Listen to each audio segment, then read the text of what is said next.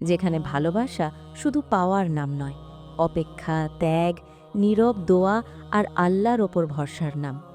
মায়া জানত আরিফ তাকে ভালোবাসে, কিন্তু আরিফ কখনো চোখ তুলে তাকায়নি, কখনো সাহস করে বলেনি যে আমি তোমাকে চাই।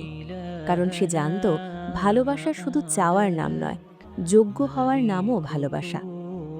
একদিন মায়ার বিয়ের কথা উঠল, শহরের বড় চাকরিজীবী ছেলের প্রস্তাব। সেই দিনটা ছিল আরিফের জীবনের সবচেয়ে দীর্ঘ রাত। সে মসজিদে গিয়ে সেজদায় পড়ে কাঁদল, হে আল্লাহ, আমার ধৈর্য যদি পরীক্ষাই হয় আমি রাজি, কিন্তু আমার ঈমান যেন ভেঙে না যায়। বিচ্ছেদ নয়, অপেক্ষা। মায়ার বিয়ে ঠিক হয়ে গেল, কিন্তু বিয়ের 1 মাস আগে হঠাৎ করে সব ভেঙে গেল। ছেলেটা অন্য কোথাও বিয়ে করে ফেলেছে। গ্রামে গুঞ্জন, অপমান, কান্না। আরিফ কিছু বলেনি, শুধু একদিন মায়ার বাবার কাছে গিয়ে বলেছিল, চাচা, মায়া যদি কখনো ভেঙে পড়ে আমি পাশে থাকব, কিছু পাওয়ার জন্য না, মানুষ হিসেবে। সেই প্রথম আরিফের চোখে মায়া পুরুষের দৃঢ়তা দেখেছিল। সময়ের দূরত্ব, কিন্তু তবুও সব সহজ হল না। আরিফ গ্রাম ছেড়ে শহরে গেল, কাজ, সংগ্রাম, অপমান সব সহ্য করল। মায়া রইল গ্রামে, অপেক্ষায়। তাদের মধ্যে যোগাযোগ ছিল না, শুধু একটাই জিনিস ছিল, দোয়া। মায়া প্রতিদিন তাহাজ্জুদের পর বলতো, হে আল্লাহ, আরিফকে হালাল পথে সফল করো, আর যদি সে আমার না হয় তবুও তাকে সুখী করো। এটাই ছিল তার প্রেম, ধৈর্যের ফল। 5 বছর পর আরিফ ফিরল। এবার সে শুধু আরিফ নয়, একজন প্রতিষ্ঠিত মানুষ। কিন্তু তার চোখে এখনও সেই পুরনো লজ্জা, পুরনো বিনয়। সে সরাসরি মায়ার বাবার কাছে গেল, চাচা, আমি দেরিতে এসেছি, কারণ আমি খালি হাতে আসতে চাইনি।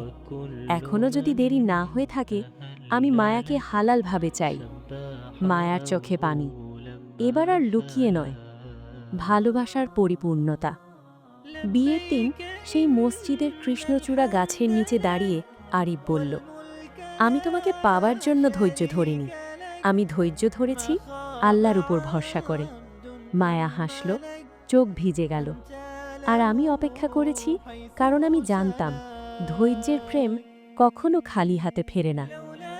এই কাহিনী আমাদের শেখায়, সব ভালোবাসা তৎক্ষণাৎ পূর্ণ হয় না। কিছু ভালোবাসা দোয়া হয়ে অপেক্ষা করে, ধৈর্য হারাম সম্পর্ক থেকে বাঁচায়, আর আল্লাহ সঠিক সময়ে সঠিক মানুষ ফিরিয়ে দেন। যে প্রেম ধৈর্য ধরে, সে প্রেমই জান্নাতের পথে নিয়ে যায়। ধৈর্যের প্রেম, পরবর্তী অংশ। বিয়ের পর সবাই ভাবে, এবার বুঝি গল্প শেষ। কিন্তু ধৈর্যের প্রেমের গল্প বিয়ে দিয়ে শেষ হয় না, বরং সেখান থেকেই শুরু হয় নতুন পরীক্ষা। আরিফ আর মায়ার সংসার ছিল খুব সাধারণ। বড় কোনো বাড়ি নয়, দামি আসবাব নয়।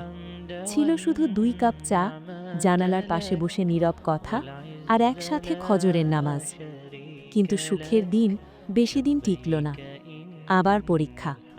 বিয়ের 1 বছর পর আরিফের ব্যবসায় বড় ক্ষতি হল। যে টাকা দিয়ে সংসার চলত তা একে একে শেষ হতে লাগল। এক রাতে আরিফ চুপচাপ বসেছিল। মায়া বুঝতে পেরেছিল আজ কিছু একটা ভেঙে গেছে। সে পাশে বসে শুধু বলল, চিন্তা করো না, আমরা তো আগে থেকেই ধৈর্য ধরতে শিখেছি। আরিফ মাথা নিচু করে বলল, আমি ভেবেছিলাম তোমাকে সুখ দেব, কিন্তু আবারও আল্লাহ আমাকে শূন্য করে দিলেন। মায়া হাসল। সে আরিফের হাত ধরে বলল, শূন্য না করলে আল্লাহ ভরেন কি দিয়ে? আমরা তো আল্লাহর কাছ থেকেই ভরতে শিখেছি। এই কথাগুলো ছিল মায়ার প্রেমের ভাষা। নীরব ত্যাগ। এরপর শুরু হলো মায়ার নীরব ত্যাগ। নিজের শখের জিনিস বিক্রি করল, নতুন কাপড় কেনা বন্ধ করল, কিন্তু কখনো অভিযোগ করল না। আরিফ দেখত মায়া তার সামনে হাসে, আর রাতে তাহাজ্জুদের নামাজে কাঁদে। একদিন আরিফ জিজ্ঞেস করল, তুমি আল্লাহর কাছে কি চাও? মায়া বলল, আমি চাই তুমি যেন কখনো হালাল পথ ছেড়ে না যাও, অভাব থাকুক কিন্তু হারাম না আসুক। এই উত্তরেই আরিফ বুঝল, সে শুধু একজন স্ত্রী পায়নি, সে পেয়েছে একজন জান্নাতের সঙ্গী। ধৈর্যের রাত। এক রাতে বিদ্যুৎ ছিল না, বৃষ্টি পড়ছিল টিনের চালে। মায়া জানালার পাশে বসে কোরআন পড়ছিল।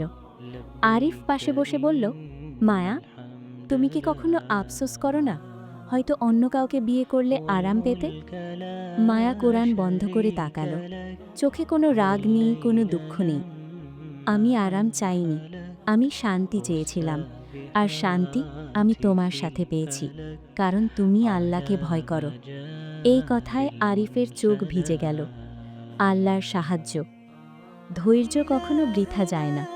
কয়েক মাস পর আরিফের পুরনো এক সততা মনে রেখে একজন মানুষ তাকে নতুন ব্যবসার দায়িত্ব দিল। এবার আরিফ আগের মতো তাড়াহুড়ো করেনি। প্রতিটি সিদ্ধান্তের আগে 2 রাকাত নামাজ পড়ত। মায়া পাশে বসে বলতো, দোয়া করে শুরু করো, দোয়া করেই শেষ করো। ধীরে ধীরে অবস্থার পরিবর্তন হলো। সংসারে স্বচ্ছন্দতা ফিরল। কিন্তু সবচেয়ে বড় পরিবর্তন ছিল আরিফ আর মায়ার হৃদয়ে, ধৈর্যের পরিণতি। একদিন মায়া বলল, জানো, আমাদের প্রেমটা আলাদা কেন? আরিফ বলল, কেন? মায়া উত্তর দিল, কারণ আমরা একে অপরকে পাওয়ার জন্য ধৈর্য ধরিনি, আমরা আল্লাহর উপর ভরসা করার জন্য ধৈর্য ধরেছি। আরিফ নীরবে মাথা নোয়ালো। শেষ শিক্ষা, এই প্রেম শেখায় সব ভালোবাসা ফুল দিয়ে শুরু হয় না, কিছু ভালোবাসা সেজদা দিয়ে শুরু হয়। ধৈর্য শুধু অপেক্ষা নয়, ধৈর্য মানে হারাম থেকে বেঁচে থাকা, অভাবেও আল্লাহর উপর ভরসা রাখা। যে প্রেম আল্লাহকে কেন্দ্র করে গড়ে ওঠে, সে প্রেম কখনো ভেঙে যায় না, সে প্রেম শুধু আরও গভীর হয়।